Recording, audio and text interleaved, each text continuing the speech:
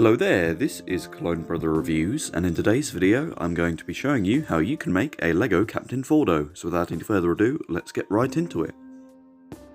Firstly, you're going to want this plain P1 for the legs, the torso and the head. You will need some red arms for this figure, so I've taken them from this Shock Trooper, and I've used the legs from this as well, but I understand that they're expensive, so you don't have to use those. The helmet I used comes from the 91st Bark Trooper. Finally, I used the cloth pieces from the Arc Trooper. Doing it correctly should result in a minifigure that looks something like this. If you need time to build it, I would pause here. Overall, I'm quite happy with how this minifigure has turned out, and I hope everyone else is as well. I admit it is a bit more expensive than usual, but I think it might be worth it.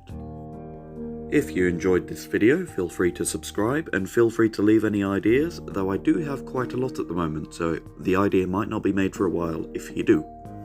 If you like LEGO Clone Troopers, which I'm sure you do, you could also check out my LEGO 5s tutorial, which I will put on the end screen now.